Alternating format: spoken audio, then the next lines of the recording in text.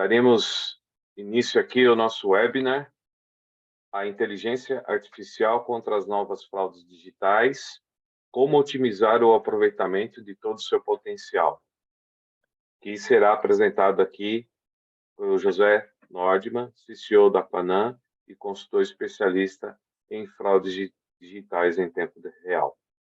Valdir, bom dia aos membros da audiência que hoje nos prestigiam mais uma vez, como é costume, nas lives da Aymar. Muito obrigado, Aymar, pelo convite a participar deste evento, desta live, que é a última do ano, né? Já estamos nos aproximando das festas de final do ano.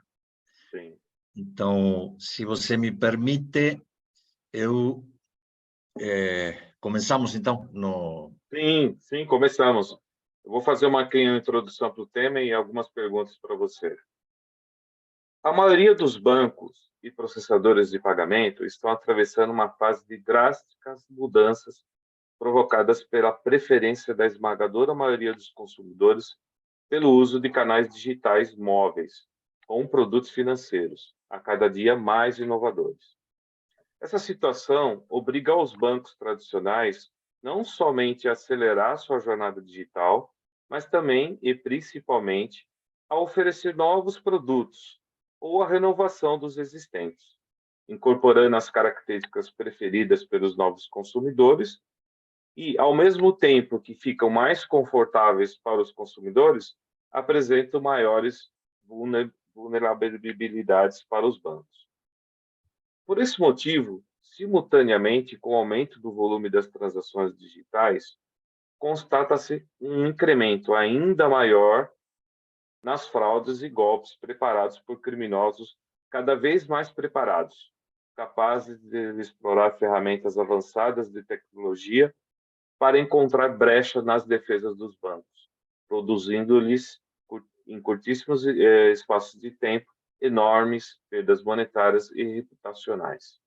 Nordman, nesse contexto, poderia comentar quais são as principais medidas adotadas pelos bancos e, especialmente, qual é o papel da inteligência artificial nos planos dos bancos, fintechs e processadores de pagamento? Por favor.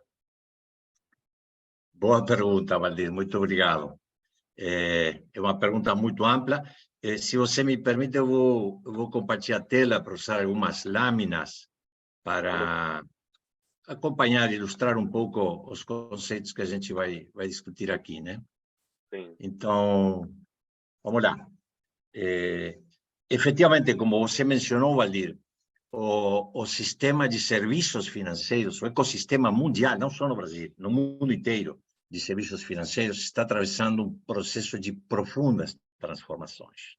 Fazendo menção a uma frase do contador Enrique Iglesias, ex-presidente do BID, do Banco Interamericano de Desenvolvimento, e ex-ministro das Relações Exteriores do Uruguai, ele, analisando esta questão de profundas mudanças no sistema financeiro, enquanto ele era presidente do BID, ele mencionou que, mais do que numa era de mudanças, nós estamos numa mudança de era. Ou seja, são tão radicais, tão profundas essas transformações, essas mudanças, né, que realmente é uma nova era, né?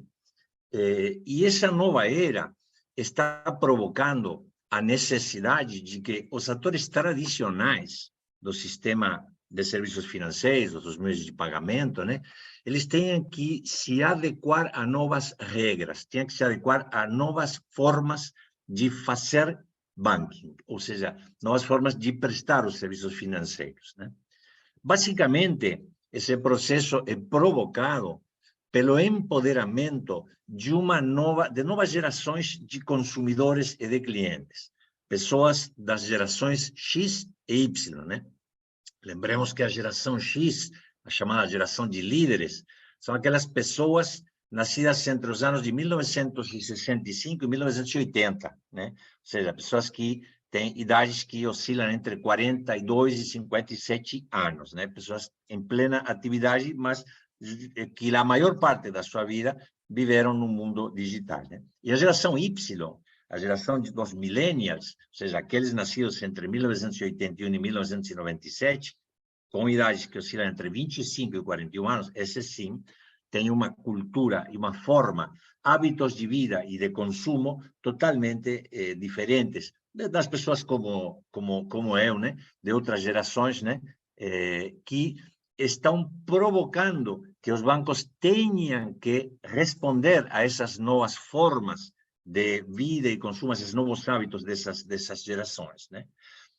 Conjuntamente com o surgimento desse novo tipo de consumidores ou clientes, né? Cada vez com maior poder de influência sobre os prestadores de serviço, né? Fenômeno que, por sinal, não se restringe ao segmento de serviços financeiros, abarca todos os segmentos, né? As telecomunicações também, né? Mas, simultaneamente com isso, há uma série de eventos que caracterizam estas transformações. Por exemplo, a criação de uma enorme quantidade de produtos muito inovadores, né? Como, por exemplo, os pagamentos com QR, né? Que utilizam telefones celulares, né? Os pagamentos instantâneos, os PIX no Brasil, né? O Brasil, conjuntamente com o Reino Unido e a Austrália, são os países que lideram o processo de adequação a estas transformações no sistema de serviços financeiros no mundo inteiro, né? Então, o Brasil está muito, muito avançado nesse sentido, né? E, por exemplo, os PIX é um novo tipo de produto, né? Que mostra essa característica. É um produto muito mais simples, muito mais fácil de se utilizar, que elimina janelas para o crédito do pagamento, né? Com os pagamentos anteriores, DOCs ou TEDs, né? Dependendo do tipo de pagamento, ou TEF, transferências eletrônicas de fundo, né? Existiam janelas nas quais o crédito para a conta receptora do pagamento não acontecia, por exemplo, na janela de 10 às 6 da manhã, ou feriados, finais de semana, enfim, esse tipo de questão, ou fora do horário em que eram realmente efetivados os DOCs e os TEDs, né? Esse tipo de restrições não existe com os PIX. É muito mais conveniente para o consumidor, menos conveniente para o prestador de serviços financeiros, que não pode mais utilizar esse dinheiro, por exemplo, no overnight, né? E o custo de um PIX é muitíssimo menor que o custo de um DOC ou um TED, né? Evidentemente, esse tipo de produto financeiro oferecido como consequência deste processo rapidamente deslocou totalmente as outras formas de pagamento e hoje é, de longe, o preferido dos brasileiros, assim como dos britânicos e dos australianos, e acontecerá isso com todos os países do mundo, né? Nesse contexto surgem novos atores, né? Como, por exemplo, as famosas fintech, né? Fintech, o nome vem do fato de que elas utilizam extensivamente tecnologias e desenvolvem produtos digitais adequados a esses hábitos de vida e consumo dos novos consumidores, né? Daí a questão tech, da tecnologia. Enfim, porque são serviços financeiros, né? E um fenômeno que também resume um pouco este empoderamento dos clientes, que é o Open Banking, né? Ou Open Finance no Brasil, né? Que basicamente abre as portas à convergência entre outros setores de atividade, né? O setor imobiliário, por exemplo, as telecomunicações, né? Para que comecem a participar dos serviços financeiros, né? E obriga as entidades credenciadas perante os bancos centrais desde que o consumidor dê seu consentimento, o consumidor é o dono de suas informações, né, a compartilhar as informações desse consumidor com outras entidades financeiras, né? Tanto informações cadastrais quanto informações transacionais. O objetivo disso é que outras entidades financeiras possam concorrer com a entidade financeira atual desses consumidores, criando uma concorrência da qual se beneficiam efetivamente esses consumidores. Ou seja, todo este cenário cria para esses novos atores uma série de oportunidades de ir comendo pelas bordas o mercado, né? De ir captando muitos dos clientes dos atores tradicionais, dos bancos incumbentes, né? E gera ameaças para esses bancos incumbentes, né? Vamos ver alguns exemplos disso, né? Em primeiro lugar, ressaltando quais são as características desses novos hábitos de vida e consumo desses novos consumidores, né? eles se caracterizam por desejar tudo para amanhã, a imediatez, né? Preferem abertamente a utilização de canais digitais, né? Então, eles exigem a liberdade de escolha do canal para o produto que eles querem utilizar. Não interessa se o canal é através de mobile banking ou online banking ou no ATM, eles querem ter essa escolha, essa facilidade de escolha. A simplicidade, né? Então, vemos que, por exemplo, hoje em dia, existem contratos para entregar um novo cartão de crédito ou de débito, que são contratos de voz. A pessoa contacta com o banco, faz inclusive um onboarding digital, um cadastro inicial com o banco, totalmente digital, sem necessidade de ir à agência, né? De maneira muito simples e através dos mecanismos digitais com os quais esses consumidores estão acostumados, né? Eu menciono um exemplo, recentemente, a minha nora tinha que abrir, no Uruguai, né? Tinha que abrir uma poupança em euros, né? Porque ela vai viajar, fazer uma pós-graduação na Espanha, né? Então, queria fazer isso, né? Ela foi com toda a documentação exigida pelo banco a uma agência do banco para abrir. E na agência falaram para ela que não podiam abrir na agência a conta, que ela tinha que ir na web e fazer o onboarding digital. Incrível, mas é assim, né? E naturalmente, a questão da mobilidade, né? Tudo tem que ser feito independentemente de onde se encontre e de prazos. Não importa se é de madrugada, se é de manhã, mobilidade, ubiquidade completa, né? E, obviamente, produtos cada vez mais fáceis de serem utilizados e com menores custos, né? O relatório do ano passado da Febraban menciona que, puxados por estes novos hábitos desses novos consumidores, os bancos no ano de 2021 aprofundaram seriamente sua digitalização. 87% de aprofundamento da digitalização dos bancos, segundo o relatório do ano passado da Febraban. E isso é consequência de um significativo aumento das transações executadas através de canais digitais. Agora, esse aumento de transações digitais trouxe também, junto com o aumento das transações, um aumento ainda maior que o aumento das transações, um aumento das fraudes cometidas nas transações digitais. Vamos ver dois exemplos disso, né? O que falam duas pesquisas muito recentes, ambas de outubro de 2022, né? A primeira é a do Computer Weekly da América Latina. E eu vou citar literalmente o que ela diz. 90% das empresas teve aumento das fraudes online nos últimos 12 meses. Ou seja, praticamente todas as empresas com aumento de fraudes.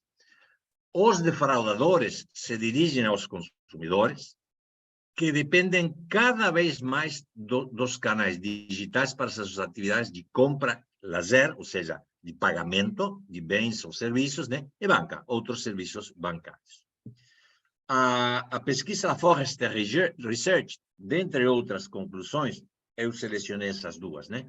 A primeira, a rápida transição aos pagamentos digitais e ao comércio digital, ao comércio eletrônico, em países emergentes, é uma espada de dois gumes.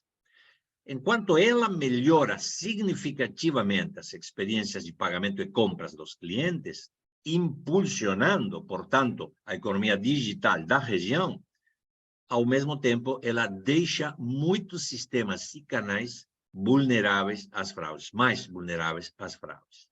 E a segunda, enquanto o custo das fraudes continua aumentando em todos os países emergentes, Brasil não é uma exceção, resulta claramente importante que as soluções de detecção de fraudes devem detectar a crescente variedade de fraudes em pagamentos através dos diferentes canais digitais, sem muitos falsos positivos.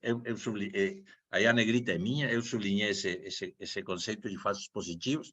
Depois vamos voltar sobre esse conceito, mas os falsos positivos é uma preocupação enorme de todos os bancos, que sentem a necessidade de proteger a segurança do dinheiro e da informação dos seus clientes, mas sem engessar sua operação, sem gerar esses chamados falsos alertas ou falsos positivos. Para concluir com a resposta à sua pergunta, Valir, você perguntou sobre quais são os planos dos bancos e que papel ocupa a inteligência artificial nesses bancos, né? Então, vamos aqui recorrer ao relatório de 2022 da FEBRABAN, o último relatório da FEBRABAN, da Federação Brasileira de Bancos, né? E eu vou ler também, selecionei 3 conclusões desse relatório. A primeira: serviços financeiros é uma das indústrias com maior volume de clientes e dados. E o setor bancário, dentro dos serviços financeiros, é pressionado para oferecer uma hiperpersonalização de produtos, serviços e preços para todos os segmentos, com experiências imediatas, fluídas e personalizadas. Segunda constatação da FEBRABAN: com a inteligência artificial e machine learning, ou seja, aprendizado automático, você passa de modelos de regressão linear, né? Modelos estocásticos não lineares, né? Da segunda geração de soluções, né? Para modelos preditivos que permitem entender o comportamento do consumidor, como são as ferramentas de terceira geração, como o IBM Safer Payments, por exemplo, que é a plataforma de terceira geração patrocinada pela IBM e pela iMarch, né? E a terceira constatação do relatório da FEBRABAN é a seguinte: a inteligência artificial tem a capacidade de melhorar a eficiência, aumentar a diferenciação e influenciar a experiência do cliente, sendo uma das principais apostas dos bancos em 2022. Né? Ou seja, em resposta, a inteligência artificial com aprendizado automático está no centro de todos os planos de todos os bancos para 2022, 2023, 2024 e anos seguintes. Segundo o relatório da FEBRABAN, em 2021, 78% dos bancos usaram inteligência artificial com machine learning. E em 2022, 100% usaram ou pretendem usar. Lembremos que esse relatório é de abril, né? Hoje em dia podemos confirmar, realmente 100% dos bancos utilizam de alguma forma inteligência artificial para construir suas defesas antifraudes e melhorar a experiência dos clientes. Então é isso, Valdir.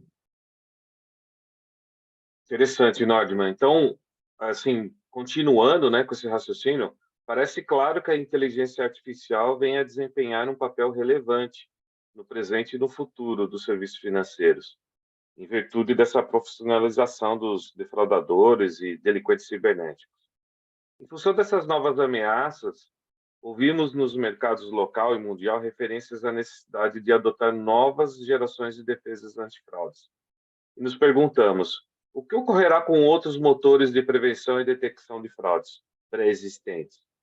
Como os sistemas de modelagem preditiva, as redes neurais e outras ferramentas estatísticas e de regras de negócio? Eu te pergunto, poderia explicar o que deveremos esperar na área de prevenção, detecção de fraudes com relação à natureza das barreiras e defesa dos bancos?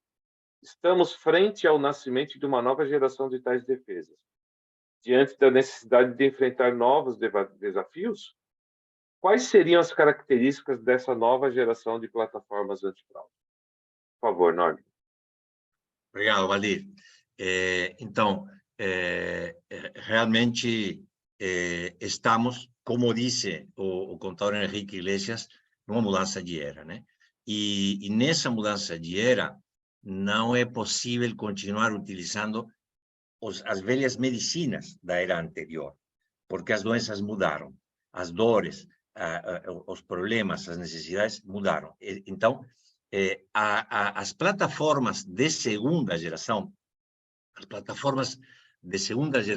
que se utilizavam até faz muito pouco tempo e que são, talvez até ainda sejam as mais difundidas no mundo inteiro, já não servem para atender as novas modalidades de fraudes, né? o que ocorre é que os defraudadores se tornaram, eles também fazem uso extensivo e profundo das tecnologias da informação e das comunicações, né?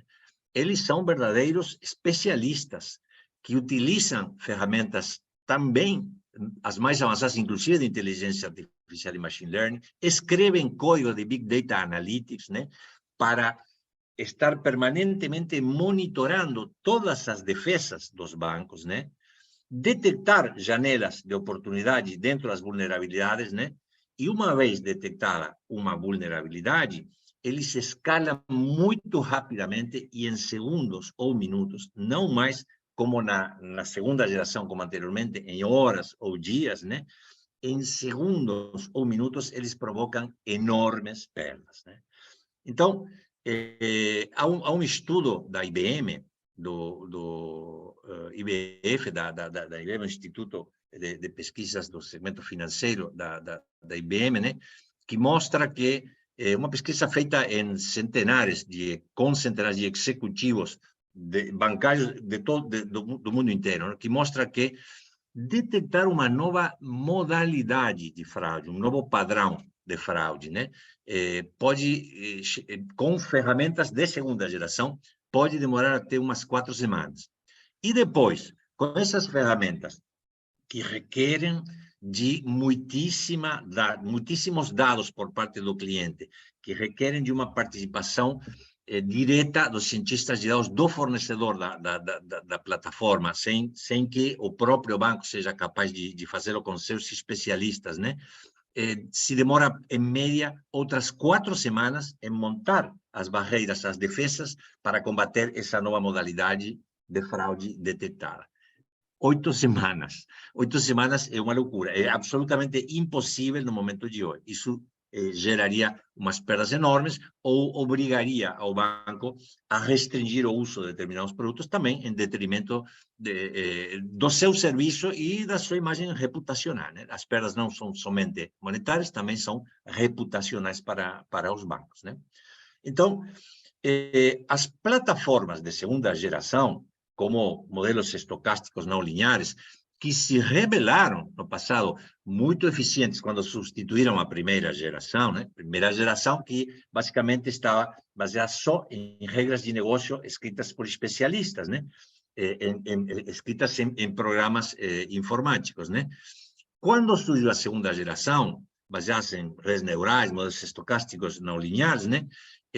A taxa de detecção, os índices de detecção de fraudes aumentaram significativamente, mas também aumentaram muito as taxas de falsos positivos. Ou seja, a quantidade de transações identificadas como potencialmente fraudulentas por essas ferramentas de segunda geração era enorme, né? O que criava muitíssimas fricções e muitíssimo descontentamento com os clientes. Quem não sofreu isso, né? A gente sempre dá o exemplo de um cliente. Eu mesmo, né, fiquei 1 hora tentando conseguir a combinação perfeita de passagens, né, para fazer uma viagem prolongada por Europa, ou por Estados Unidos, ou por América Latina, né? E quando, depois de 1 hora de pesquisa, consegui selecionar exatamente o que eu quero, com os preços que cabem dentro do meu orçamento, eu vou para o pagamento. Aí, meu banco rejeita o pagamento porque erroneamente interpreta que é uma tentativa de fraude, ou seja, um falso alerta, um falso positivo. Você imagina a frustração, a Que é fora do raiva. comum, né? Que é fora do Exatamente. comum, né? Exatamente, né? Então, essas plataformas de segunda geração foram substituídas atualmente por uma terceira geração. Um exemplo clássico, ou digamos, o líder no mundo inteiro das plataformas de terceira geração é precisamente a plataforma IBM Safer Payments, que é da IBM, que a Imar patrocina no Brasil, né? E quais são as características que definem quando uma plataforma é de terceira geração e superou a segunda geração? São essas 5 que aparecem aí: transparência, o conceito de fábrica de modelos, o fato de serem plataformas verdadeiramente cognitivas, a modalidade de detecção direta e não com dados consorciados, e a redução à sua mínima expressão dos falsos positivos. Vamos dedicar alguns minutos a cada um desses pontos. A transparência. Diferentemente do que ocorria com as plataformas de segunda geração, a plataforma IBM Safer Payments é do tipo caixa branca. As de segunda geração eram do tipo caixa preta, ou seja, o fornecedor era quem desenvolvia as novas regras, o novo modelo de combate a novas modalidades de fraude detectadas e repassava para o banco. E o banco não tinha como ver essas regras e muito menos como melhorá-las, como atualizá-las, como mexer nessas regras, né? Por isso era de caixa preta. O fornecedor simplesmente falava para o banco, trust the score, confia no score. Foram cientistas de dados que construíram, levaram 4 semanas para construir, confia no score gerado pelas regras deste novo modelo. Com o IBM Safer Payments e com todas as plataformas de terceira geração, isso não é mais verdade.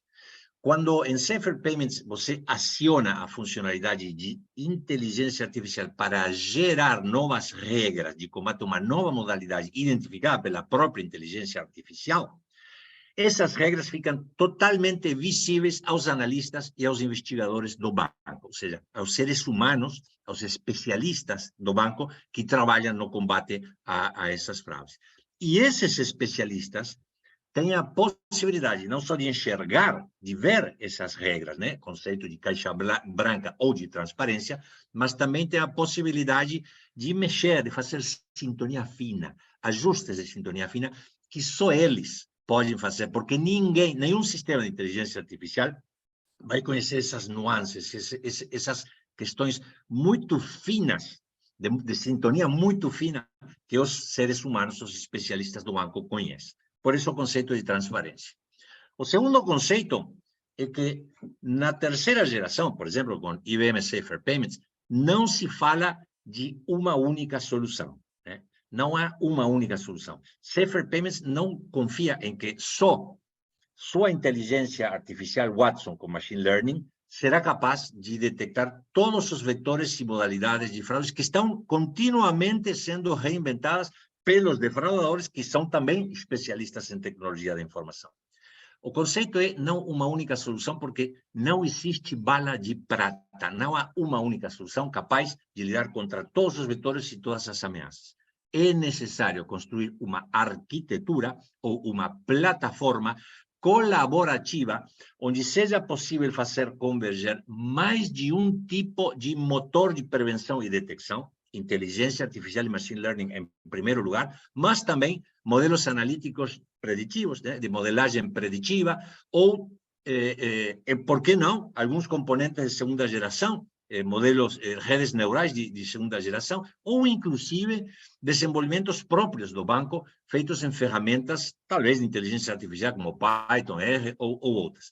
Que todos esses motores possam, todos eles simultaneamente, cooperar entre si, atuar colaborativamente entre si, né, para que aquilo que um motor não pega, o outro pegue, né, todos convergendo hacia um único motor de decisão. Essa é uma característica que distingue, que ressalta as vantagens competitivas do IBM Safer Payments e das plataformas de terceira geração.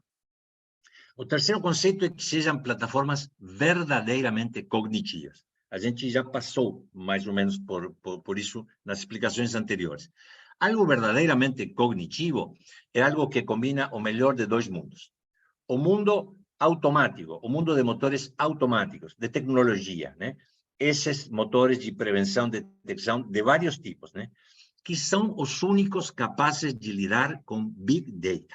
Imagine se um ser humano seria capaz de tentar monitorar centenas de transações por segundo ou milhares de transações por segundo, né? O IBM Safer Payments tem uma referência muito importante, tem muitas, mas uma é o switch de pagamentos da França, que processa 90% dos pagamentos com cartões feitos na França. Estou falando, há alguns anos, será mais de 10 mil milhões de transações por ano, com picos sustentados de 4.000 transações por segundo. Imagina, nenhum batalhão, nem 100 batalhões de seres humanos seriam capazes de estar monitorando 4.000 transações por segundo durante horas e horas, né? Isso só pode ser feito com tecnologia, com esses motores de prevenção e detecção. Lembrando que não é um só, não é só inteligência artificial com machine learning. Esse é o núcleo, mas também outros motores complementares, né, colaborando entre si. Mas ninguém pode substituir o conhecimento dos seres humanos, o conhecimento dos analistas, dos investigadores, dos especialistas de combate antifraude dos bancos, porque ninguém como eles conhece as peculiaridades do banco, da sua cultura, dos seus produtos, dos seus canais, da sua filosofia, dos seus clientes, dos merchants que trabalham nos seus ecossistemas de pagamento. Ninguém conhece isso com tanto detalhe quanto esses seres humanos. Então, a combinação desses dois mundos, das plataformas de tecnologia automáticas e do conhecimento dos seres humanos, é o que transforma IBM Safer Payments e as plataformas de terceira geração em verdadeiramente cognitivas. Lembrando que esses seres humanos não somente vão poder fazer a investigação profunda de alguns casos que possam caracterizar uma nova modalidade de fraude. São eles também os que fazem a sintonia fina das regras geradas automaticamente pelos motores. Esse ajuste são eles que fazem. E a decisão final e o controle da operação sempre está na mão desses analistas dos seres humanos, desses dois mundos, no mundo dos seres humanos. Em quarto lugar, as plataformas de segunda geração trabalhavam com modalidades de detecção indireta, ou seja, eles utilizavam, para detectar modalidades comportamentais, eles utilizavam dados consorciados, dados de diferentes bancos, de diferentes países, dados consorciados. Isso tem uma certa riqueza e é válido. Entretanto, aí se perde a riqueza específica da detecção direta, ou seja, da detecção baseada também e com certo ênfase nos dados específicos do banco, nos dados próprios do banco, o que seria detecção direta. Os IBM Safer Payments e as plataformas de terceira geração combinam as duas coisas. Tem detecção indireta com dados consorciados, mas colocam o acento essencial na detecção direta baseada em dados do próprio banco. Por exemplo, o IBM Safer Payments faz com que o banco, antes de colocá-lo em produção, carregue em memória RAM humano, entre 6 meses de humano, geralmente humano, de transações já qualificadas. Ou seja, todas as transações executadas pelo banco no ano anterior são carregadas em memória RAM, no caso de IBM Safer Payments, ou seja, uma memória com tempos de acesso que se medem em microsegundos, milionésimas de segundos, e não em milissegundos, milésimas de segundo. É 1000 vezes mais rápido que a maioria das plataformas que usam os dados em disco. E o IBM Safer Payments utiliza eles em memória RAM. E esses dados do banco, de um ano para trás, estão disponíveis permanentemente a microsegundos de tempo de acesso para fazer detecção direta. E para finalizar e responder sua pergunta, desculpe-me se me estendi um pouco, Valir, a questão dos falsos positivos, né? Os falsos positivos é uma questão que já falamos um pouco com exemplo, meu exemplo, comprando uma passagem aérea de um tour aéreo, né? E a que é um raiva falso positivo, né? É um falso positivo. Exatamente, né? Hoje em dia, a centralidade dos clientes é estratégica para os bancos, né? Não é que não tenha sido anteriormente, sempre os clientes estiveram no centro do banco. Mas hoje em dia, com esse fenômeno de Open Finance, Open Banking, novos produtos, novos atores, fintechs, né? Os desafios que os bancos tradicionais, os bancos digitais e as fintechs estão tendo, a crua concorrência que existe no mercado, né? A disputa pelos clientes, torna muito mais importante, torna estratégica essa centralidade do cliente. E nela é absolutamente fundamental, é essencial garantir duas coisas para o cliente. Que na sua jornada digital, no uso dos produtos e serviços do banco através de canais digitais, esse cliente não só tenha segurança, ou seja, que ele saiba e sinta que seus dados e seu dinheiro está seguro, que está protegido, ou seja, que há contramedidas contra os defraudadores adequadas e suficientes, colaborativas, etc., etc., mas também é necessário que esse cliente tenha uma experiência satisfatória, que tenha uma boa experiência de uso dos serviços financeiros, né? Para evitar o churn, ou seja, para evitar que esse cliente migre de um banco para outro. Hoje em dia, migrar de um banco para outro é quase tão fácil como mudar de aerolínea. Eu viajo com tal aerolínea e agora, para esta viagem, decido viajar com outra, né?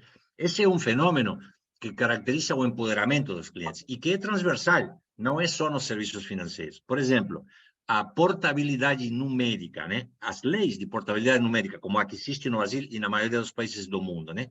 Que determinam que o dono do número de telefone é o consumidor, é o cliente, e não o carrier, não a telefônica, né?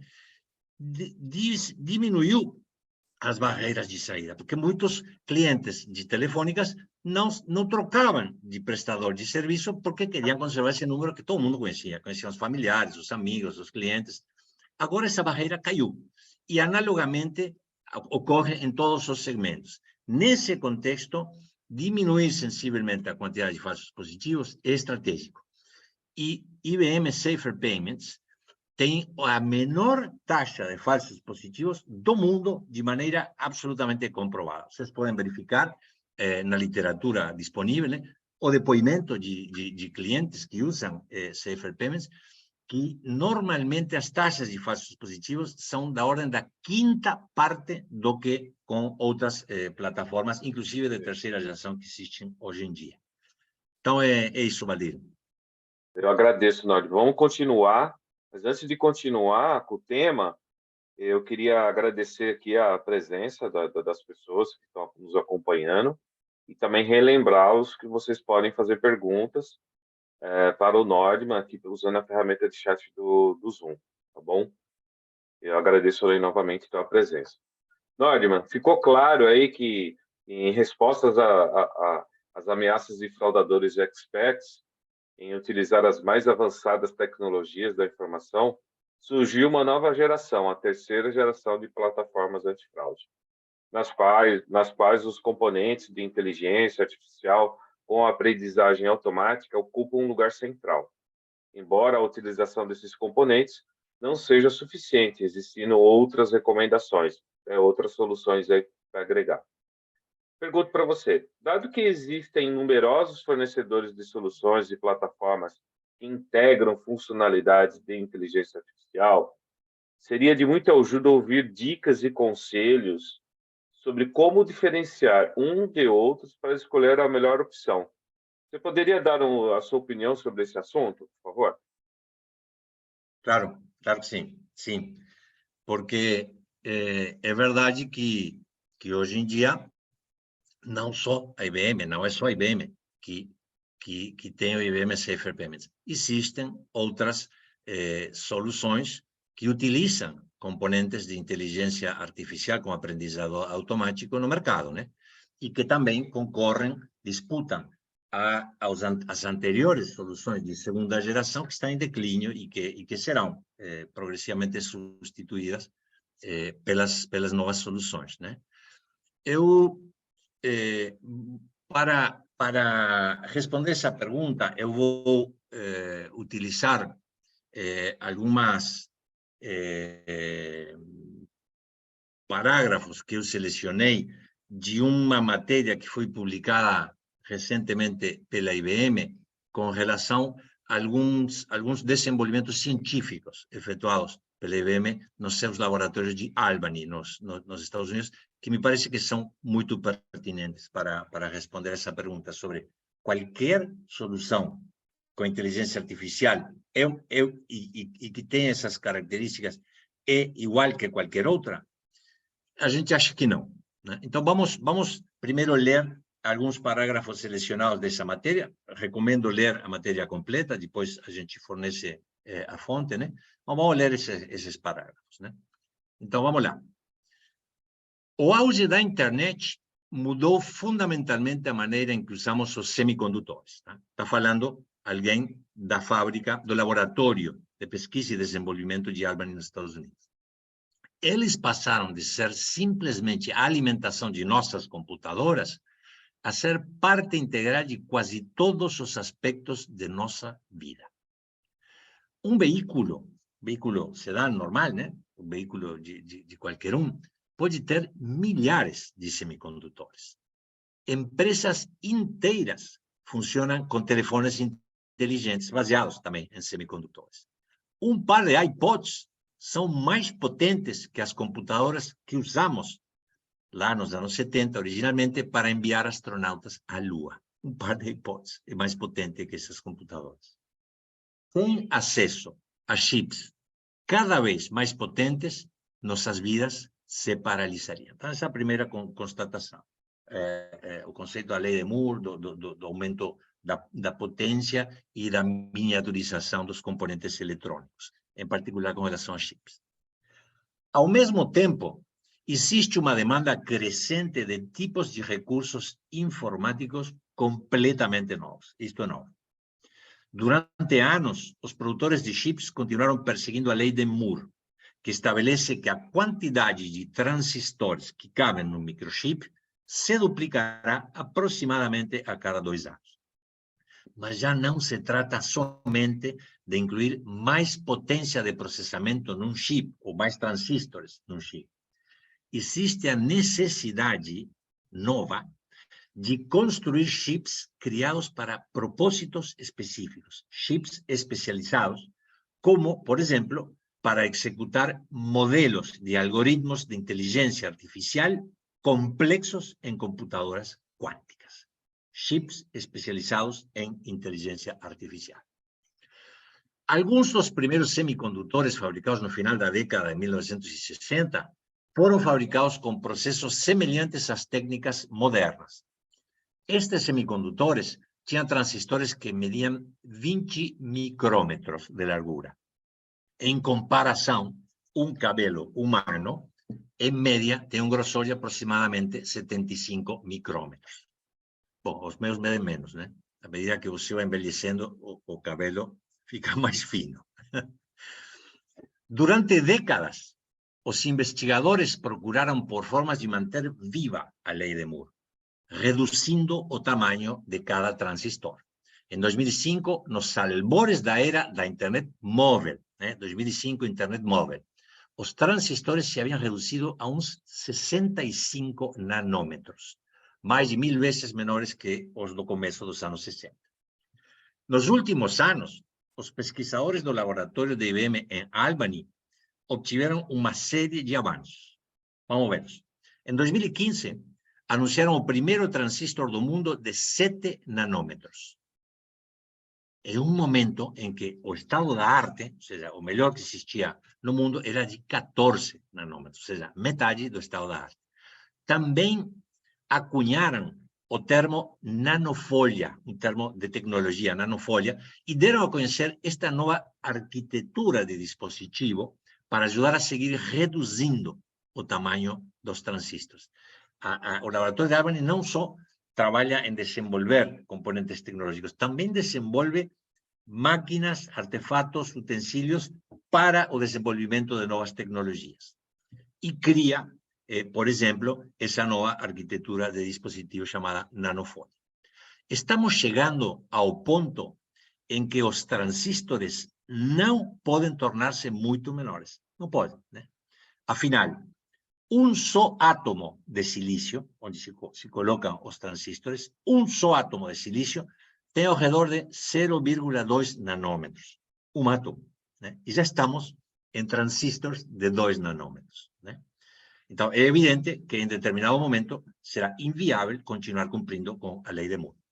Com esses tamanhos, as leis padrão da física começam a desaparecer. E aqui uma frase do Mukesh Kare, que é o vice-presidente de IBM Research and Hybrid Cloud e diretor do laboratório de Albany. Estamos firmemente no âmbito da física quântica. Estamos fugindo da física newtoniana e entrando na física quântica. Para concluir, estes avanços terminam nos tipos de chips nos quais confiamos todos os dias. Ou seja, se refletem nesses tipos de chips. Seja através de produtores de chips de terceiros que confiam nas inovações da IBM, utilizam os descobrimentos, os desenvolvimentos feitos pelo Laboratório de Pesquisa e Desenvolvimento de Albany para impulsar seus próprios produtos. Outros desenvolvedores de chips que aproveitam os desenvolvimentos da IBM ou do próprio hardware construído com essas tecnologias desenvolvidas pela IBM. Por exemplo, o sistema Z16 mais novo, isto é muito recente, se executa num processador de inferência de inteligência artificial desenhado em Albany, chamado Telum. É um exemplo desses chips especializados em inteligência artificial que brinda às empresas o poder de executar modelos de inteligência artificial enquanto as transações estão em curso. Conclui a afirmação, um banco agora pode detectar se um débito é provavelmente fraudulento enquanto se introduz ou se passa no leitor um cartão de crédito ou um cartão de débito. Moral da história. Está muito claro que já hoje em dia não é uma questão de futuro, é uma questão de presente, quase que de passado, né? De passado no sentido que já começou anteriormente, o uso mais eficiente das tecnologias e componentes de inteligência artificial com aprendizado automático não se restringe a software, né? Muitos dos desenvolvedores de soluções de terceira geração somente desenvolvem software, né? É muito importante contar com um parceiro como a IBM, que não só desenvolve software de inteligência artificial dentro da amplíssima família Watson, mas que também desenvolve hardware especializado em inteligência artificial, como o que ocorre em Albany, e firmware, né? Que é a combinação de software dentro de hardware, né? Nosso conselho, nossa recomendação aos distinguidos bancários e banqueiros que estão nos escutando, sejam de bancos tradicionais, de bancos digitais, de fintechs, de processadoras de pagamento, de qualquer integrante do ecossistema de serviços financeiros e meios de pagamento, nosso conselho é que avaliem minuciosamente, mas também rapidamente, né, se as defesas antifraudes realmente são de terceira geração. E, se não são de terceira geração, que procurem substituí-las por defesas de terceira geração que utilizem extensivamente inteligência artificial e machine learning, mas não somente inteligência artificial e machine learning. No caso de inteligência artificial, com um parceiro que tenha credenciais que demonstrem que há uma perspectiva de evolução e melhoria contínua desses modelos de inteligência artificial, contemplando todos os aspectos, hardware, software, firmware, todos os aspectos. E, em segundo lugar, e muito, muito, muito importante, que não seja somente esse componente, essa parte de inteligência e machine learning, que seja uma plataforma colaborativa, como é o caso do IBM Safer Payments, que é uma plataforma colaborativa onde convergem e colaboram múltiplos motores de prevenção e detecção, incluídos os motores de prevenção e detecção baseados em inteligência artificial e machine learning. Acho que também me estendi um pouco na resposta, não, mas... tudo bem. Não, foi ótimo, eu agradeço, Nádio. Nós temos, a gente está quase para... Temos aí já 50 minutos do evento, mas já temos uma pergunta aqui que eu acho que é pertinente. Bom dia a todos. Pergunta ao senhor Nordman, as fintechs têm um grande desafio relacionado à capacidade de investimento, né? Quando pensamos em soluções preditivas, você indica alguma solução de entrada com um valor de investimento mais acessível? Parabéns pelo ótimo evento. Desculpe, pode repetir a última parte da pergunta? Quando pensamos em soluções preditivas, você indicaria alguma solução de entrada com um valor de investimento mais acessível?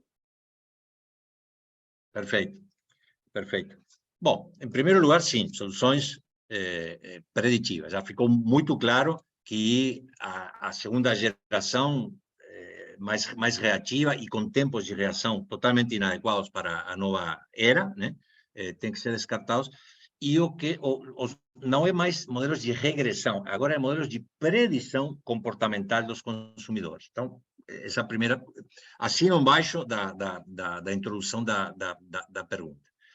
Quais são os modelos? Bom, existem muitas possibilidades. O que eu posso lhe dizer é que o mercado oferece duas formas de implementar estas soluções de tipo preditivas com inteligência artificial e machine learning. Uma é a forma tradicional, convencional, né? Que o banco implemente, né, essa plataforma, integrando-a com seus sistemas autorizadores, com seus dados, etc., etc. Isso requer um forte investimento em infraestrutura e requer muito esforço organizacional para executar o processo de implementação. E depois, uma vez implementado e que entrou em produção, vem a etapa de sustentação, porque a contínua atualização das regras de negócio não finaliza nunca. Essa é uma tarefa de nunca acabar, né? Não importa que tenhamos feito uma excelente implementação, 5 dias depois surgirão novas ameaças que requererão que geremos novas regras, novos modelos, né? Ou seja, permanentemente estaremos... Então, o esforço organizacional de sustentação também é muito grande. No caso da Aimart, e se você me permite, eu vou falar do que a Aimart oferece no mercado, além de oferecer essa possibilidade, além de oferecer a possibilidade de implementar e sustentar IBM Safer Payments para qualquer fintech, banco digital ou processador de pagamentos, a Aimart também oferece uma opção de software as a service, ou seja, permite que aqueles bancos digitais, né, ou qualquer banco, ou qualquer entidade financeira que não queira fazer esse investimento, que simplesmente queira pagar por uso, pagar por consumo, né, tenha uma oferta. E a Aimart tem uma oferta que se chama Fraud Averse, ou seja, aversão às fraudes, onde o IBM Safer Payments é colocado no Amazon, por exemplo, AWS, ou em qualquer dos grandes fornecedores de nuvem híbrida, privada ou pública, no Brasil, né? Colocar aí IBM Safer Payments, o cliente não paga as licenças de Safer Payments, é a Aimart que paga as licenças de IBM Safer Payments, o cliente somente paga por transação que seja qualificada, né? Que receba um score do IBM Safer Payments. Então, não há investimento, não é CAPEX, não é Capital Expense, é OPEX, é Operational Expense. Então, não é investimento, é despesa. E somente paga por consumo e não há uma grande massa de dinheiro inicial que tenha que ser feita.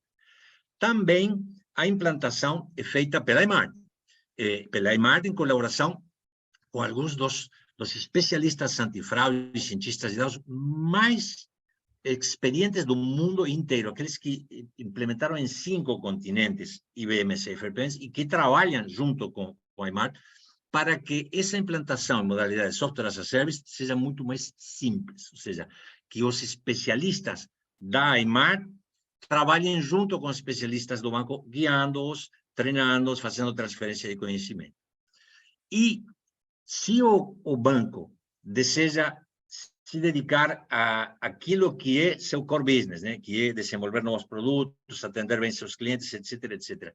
E não quer dedicar muitos dos seus esforços a fazer essa sustentação que tem que ser feita, a Aimart oferece também serviço de Business Process Outsourcing, BPO, né? Ou seja, que esses especialistas que acompanharam os especialistas do banco na implementação continuem trabalhando com os especialistas do banco na sustentação, em tempo de produção, com diferentes níveis de responsabilidade. Desde simplesmente estar assessorando e apoiando os analistas e investidores do banco, até fazer a maior parte das atividades, né? E que o banco simplesmente monitore isso. Em qualquer caso, sempre o controle e a decisão sobre os seguintes passos, a estratégia e a tática com relação à plataforma implementada, é do banco e dos especialistas do banco. Não sei se respondi a pergunta, Valdir. Foi uma pergunta da audiência. Nós temos outras perguntas. Nós já estamos aqui no limite do evento. Nordman, eu vou partir para o encerramento, tá bom? Devido ao horário também, a outros compromissos. Eu abro para você agradecer aqui, dar o seu último recado e para a gente poder encerrar. Fica à vontade. Muito obrigado, Valdir. Agradeço mais uma vez a IMART. Eu acho que, como é habitual, esta live será prontamente publicada, então aqueles que queiram rever alguma parte ou aqueles que não puderam nos acompanhar hoje e queiram vê-la, poderão fazê-lo. Grande abraço para todos e muito obrigado, particularmente a audiência que nos prestigia hoje. Obrigado, Nordman, pela sua apresentação. Quero agradecer a todos aqui. As perguntas que fizeram, nós vamos responder. Quem teve algum interesse na solução, quer saber um pouco mais do Safer Payments, fique à vontade de entrar em contato conosco. Sim, exatamente. Bom dia, exposição muito boas e esclarecedoras. Poderemos rever algum link? Nós vamos disponibilizar, como eu mencionei. Deixa eu até compartilhar aqui novamente para vocês, só um minutinho, rapidamente aqui. Perdão. Aqui a gente vai... Esse evento está sendo gravado, certo? Vocês devem estar vendo a minha apresentação aqui. A gente vai emitir um certificado e também nós vamos disponibilizar a gravação no YouTube, aqui desse evento de hoje, e também o material que o Nordman apresentou vai estar no nosso site, www.imart.com.br. Bom, eu agradeço a vocês, queria me despedir aqui de vocês, ao Nordman, e também desejar a todos, em nome da IMART, aí, um Feliz Natal e boas festas e um feliz 2023 aí para todos. Muito obrigado a todos aqui pela participação. Muito bom dia. Um abraço.